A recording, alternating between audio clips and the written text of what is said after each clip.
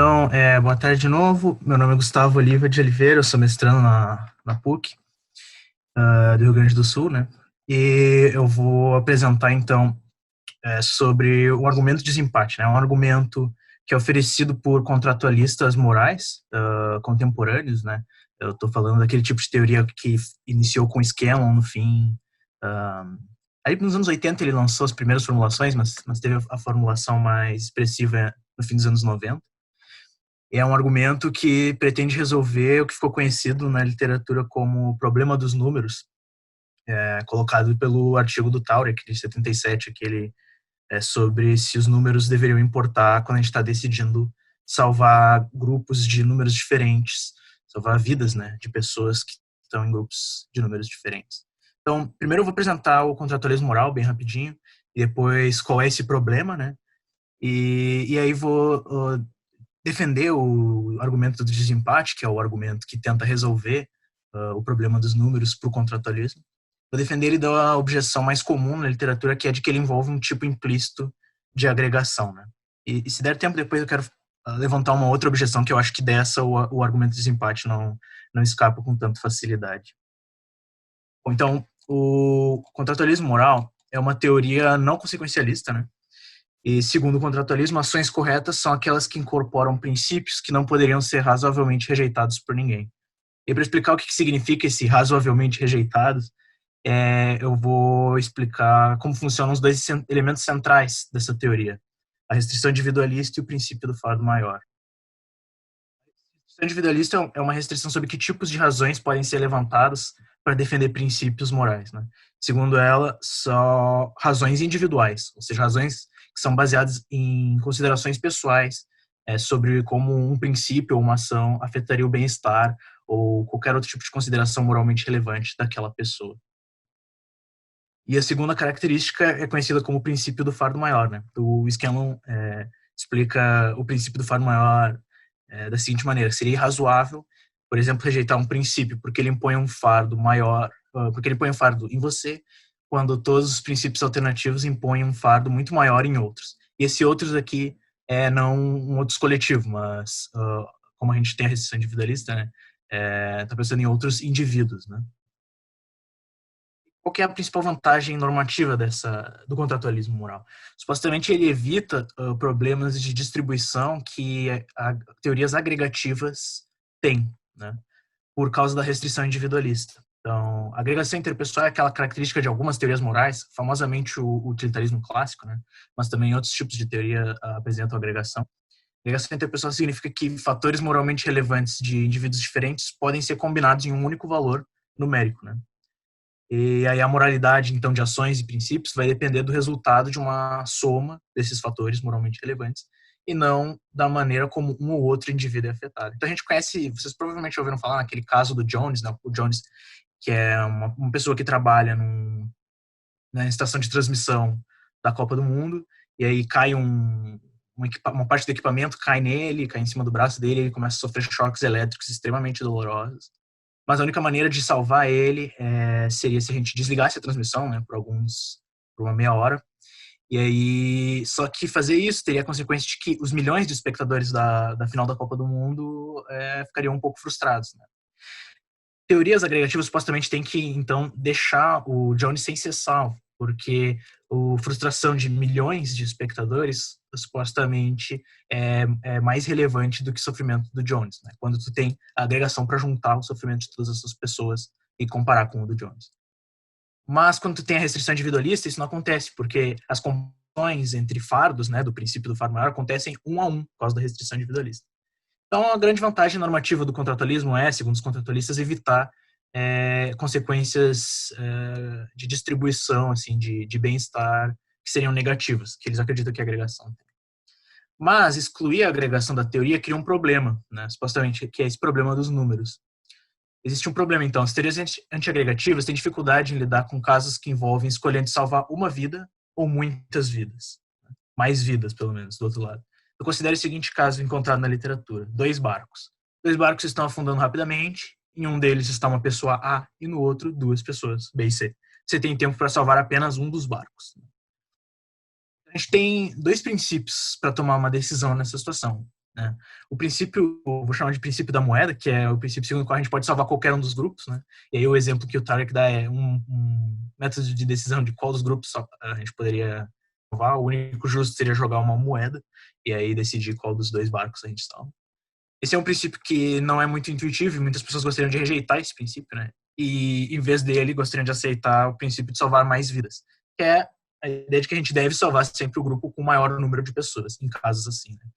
Claro, se todo o resto continuar igual.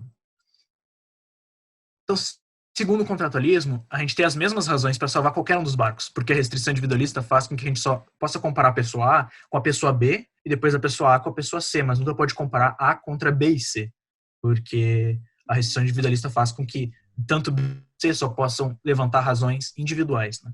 Então, e como eles têm a mesma razão para ser salvo, que é a consideração de que eles não querem morrer, acaba que os contratualistas parece que ficam sem motivos para rejeitar o princípio da moeda, né? Que é o princípio segundo o qual a gente poderia salvar A ou salvar B e C, mas em termos morais dá no mesmo. Então, como que um contratualista pode evitar essa conclusão? E aí entra um argumento um tipo de argumento que a Francis Kahn introduziu na literatura e o Scanlon deu uma apropriada para o contratualismo, né? Que é o argumento do desempate. Qual que é a ideia? Segundo o Scanlon, se a gente adotasse o princípio da moeda, pelo menos um dos membros do grupo com maior quantidade de pessoas poderia que o fato de que sua vida deve ser salva não está sendo levado em consideração, já que o princípio adotado, abre aspas, né, permite que o agente decida o que fazer da mesma maneira que teria permitido se este membro não estivesse presente e existisse apenas uma pessoa em cada grupo. Então, a gente supõe que existe razão para salvar A e B. Essas duas razões se equilibram, né? Já que estão baseadas na mesma consideração, de que eles não querem morrer. E nesse caso, então, segundo o esquema, a razão apresentada pelas necessidades da segunda pessoa em um dos grupos, no caso dois barcos, a pessoa C, deve ter o poder de pelo menos desempatar. Então, para ilustrar o desempate, a gente pode imaginar primeiro dois barcos só com as pessoas A e B, né? As razões que o agente possui para salvar cada um dos dois barcos estão em equilíbrio, uma para cada lado, são iguais, né? Adicionar a pessoa C ao caso não poderia fazer nenhuma diferença, né? Porque senão C estaria sendo totalmente relevante no processo de decisão. E segundo, isso não é respeitar a claim que é genuína que C tem. O argumento ele tem duas partes. Primeiro tem a suposição de que um princípio como o da moeda, né, segundo o qual a presença de alguém não faz diferença, é sempre passível de rejeição razoável. C sempre pode rejeitar razoavelmente o princípio da moeda. E, por outro lado, a sugestão de que um princípio de salvar mais vidas não pode ser rejeitado pela pessoa A, porque suas razões para rejeição são as mesmas de B, e as razões de C desempatam a decisão entre os dois. Então, a primeira parte é uma rejeição do princípio da moeda, e a segunda parte, ele motiva que o contratualismo deve escolher o princípio de salvar mais vidas. Em seguida, surgiu na literatura uma dúvida sobre esse argumento do desempate, né? O Michael Otsuka, ele sugere que esse argumento envolve algum tipo de agregação implícita, porque ele interpreta que no argumento do desempate, o desempate ocorre quando as considerações de C são somadas às considerações de B para derrotar as considerações de A. Então ele pede que a gente imagine uma balança, né? Quando a gente mede A e B e a balança fica em equilíbrio, o desempate acontece quando a gente coloca a consideração de C do mesmo lado da consideração de B. E é só assim que o desempate pode acontecer, só com essa consideração a B junto com C. Essas razões, segundo Otsuka, são relativas a um grupo de pessoas. E se o desempate funciona assim, então ele fere a restrição individualista, que era talvez o principal atrativo do contratualismo, né? Mas existem alguns jeitos de entender o argumento sem envolver apelo a grupos de pessoas, ou pelo menos sem envolver agregação. O Mar sugere um primeiro, que eu acho que não é muito produtivo no fim das contas, que é o desempate por neutralização, né? Ele acha que o melhor jeito de entender o argumento é que as razões de A e B se neutralizam, e aí sobram apenas as razões de C. Então a decisão acontece em dois estágios. Primeiro, A e B têm essas razões neutralizadas um pelo outro, né? E depois as razões da pessoa C são consideradas. E aí a gente acaba ficando com razão para salvar o barco de B e C, né? E aí, segundo o Kumar, né, o B é salvo por pura sorte, por ter sorte de estar no barco de C, que é C a única pessoa com razões que não foram neutralizadas.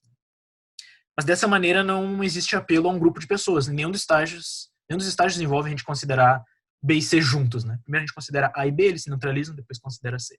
O problema dessa interpretação, o próprio Otsuka responde no artigo de 5 anos depois, é que a estratégia do Kumar parece sugerir que casos como dois barcos, se a gente excluísse a pessoa C, o agente ficaria sem razão para salvar qualquer um dos barcos, já que as razões de A e B estariam se neutralizando. Né?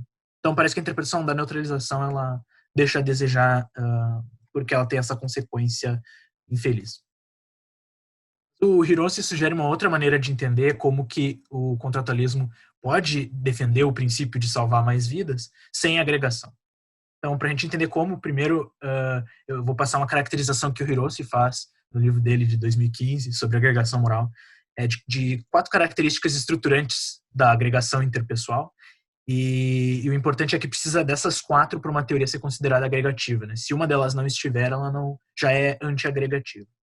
Então, primeiro, comparabilidade interpessoal. É possível comparar fatores moralmente relevantes de uma pessoa com os de outra. Aqui, o mesmo fator, né? Pode ser comparado entre pessoas. Imparcialidade. 2 alternativas são igualmente boas se elas diferem apenas no que diz respeito à identidade das pessoas.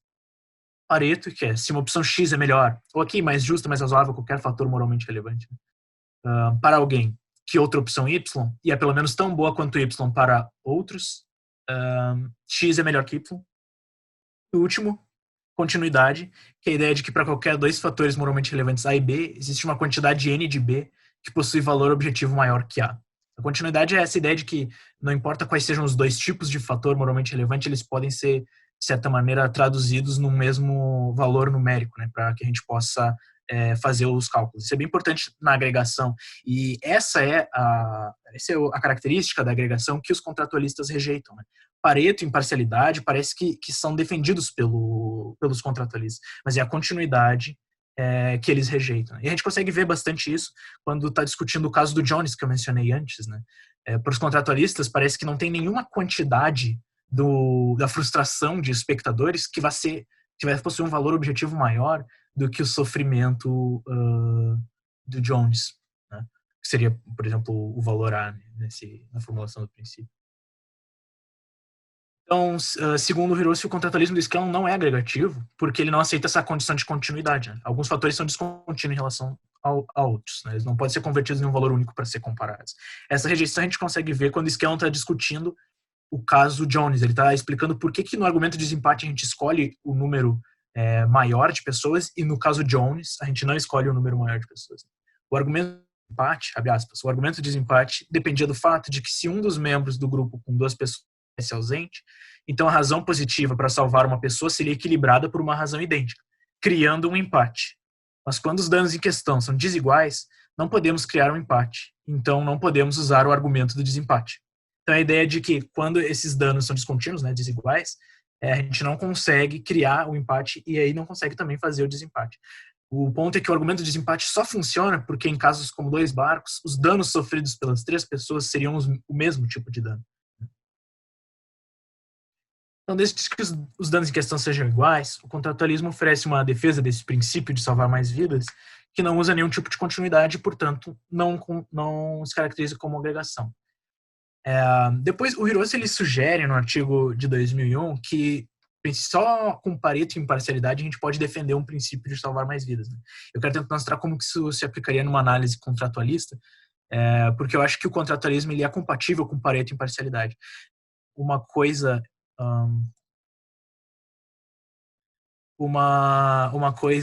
interessante é ver que por essa exclusão da continuidade e a adoção de Pareto, imparcialidade e comparação interpessoal, o contratualismo se aproxima bastante do Lex-Min, né? O que a gente consegue já...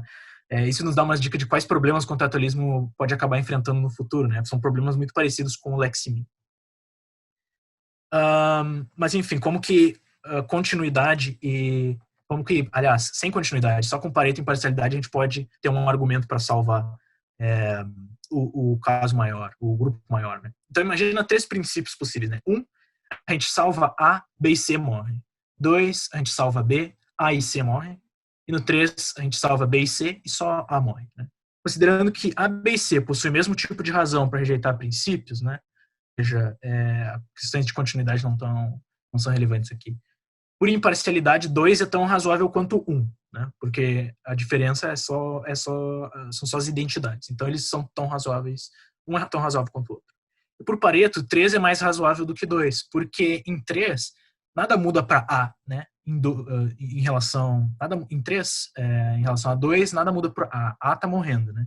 B está sendo salvo, então não é pior para B, não é pior para A, mas é melhor para C, porque em 3 C acaba salvo e em 2 C morre. Mas se 2 é tão razoável quanto 1 e 3 é mais razoável que 2, então 3 deve ser mais razoável que 1, né? Esse é um argumento que aparece esse tipo de argumento aparece na Francis Kahn também, que ela chama de argumento das melhores consequências, né? Mas a gente não precisa necessariamente, eu acho, desse argumento de uma roupagem consequencialista, né? Então parece que esses dois princípios com os quais o contratualismo é bastante compatível, eles já nos levam ao princípio de salvar mais vidas, né? Gustavo, E por só último, 5 minutos. tá. E por último, eu quero só comentar um argumento, o próprio Hirose levanta, que eu acho que é uma objeção mais difícil para o contratualismo se livrar, né? Aqui parece que a gente estabelece que tem maneiras de entender o argumento de desempate sem envolver agregação, né? Quer dizer, quando a gente corta a continuidade, a gente vê que não tem agregação, pelo menos não tem agregação que os contratualistas queriam evitar, que é aquele tipo de agregação que causa problemas em casos tipo Jones, que o que causa o problema é a continuidade, né? Segundo os contratualistas. Mas o Hirose ele sugere que tem uma objeção mais difícil, né? De que o argumento estabelece necessariamente um princípio de salvar mais vidas, porque ele é consistente com uma loteria, né? Se a gente organizasse uma loteria ponderada, dando ao barco de A 1/3 de chance de ser salvo e o barco de B e C 2/3, parece que toda a presença de cada pessoa está fazendo uma diferença positiva no método de decisão. Lembra que o motivo que o Scanlon rejeitava um princípio que não fosse de salvar mais vidas é que a presença de C não estava fazendo diferença na decisão. Mas agora está fazendo diferença, porque ela aumenta a chance de salvação do barco de B e C de 50% para 66%. Né? E pode ser argumentado, então, que essa é a melhor maneira de conferir pesos às razões também, né? Para que A não possa reclamar desse princípio.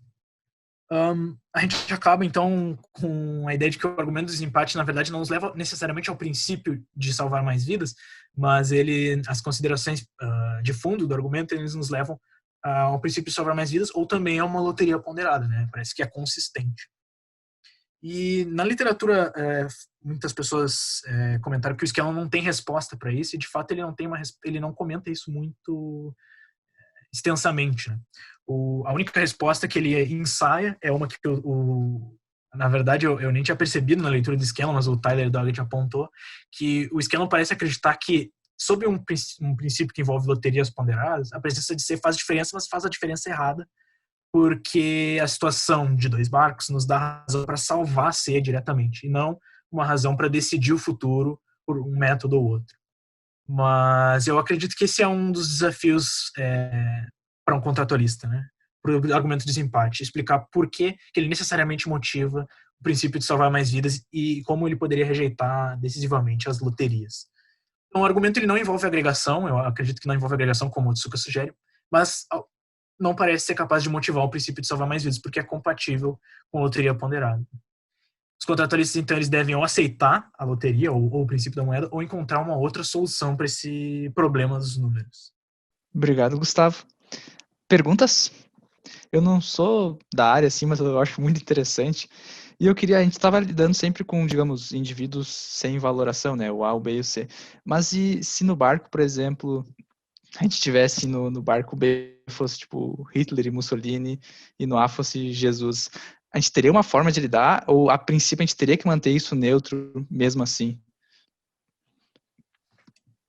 Pois é, os contratualistas, em geral, são vistos como uma espécie de deontologia, né? Então parece que deveria ser neutro. Mas tem algumas discussões sobre isso na literatura contratualista, né?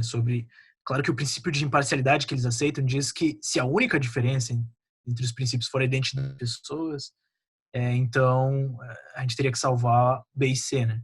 Mas no caso, por exemplo, Hitler e Mussolini, essa não é a única diferença. Né? Com certeza é um desafio para teorias mais deontológicas de explicar se a gente tiver a intuição forte de que nesse caso a gente deveria salvar outra pessoa e não o barco com Hitler e Mussolini, né? De explicar essa intuição, porque a princípio parece que teria que salvar o barco com mais pessoas, né? Se que a gente tivesse algum outro argumento. Alguém quer fazer mais alguma pergunta? O André Neiva comentou continuidade sempre causando treta. Pois é, pois é. Essa é a problemática da agregação. Mas uma das coisas que eu comentei é que a exclusão da continuidade, que nos leva a um princípio bem parecido com o Leximin, né, causa outros problemas, né? O próprio Tsuka menciona, né? Enfim, isso é famoso na literatura. O contratualismo parece sugerir que em casos que eu posso salvar uma pessoa da morte ou 1 milhão de pessoas da paralisia, né? E eu tenho que salvar a pessoa da morte. Então, esses casos são problemáticos para o contratualismo, né? E para princípios como Leximin. E aí acaba que, porque enfim, né, como a gente viu pela restrição individualista, né, o fardo maior vai ser da pessoa que morre, comparando com uma pessoa que acaba ficando, enfim, que não pode ser salva da paralisia. Então, se para ti essa escolha parece questionável, o contratualismo tem um novo problema, né? Mas já tem discussão na literatura sobre isso, sobre a relação entre contratualismo e risco, casos como esse, assim. Mas então a continuidade é aquela coisa, é ruim com ela às vezes, mas também para alguns parece pior sem ela.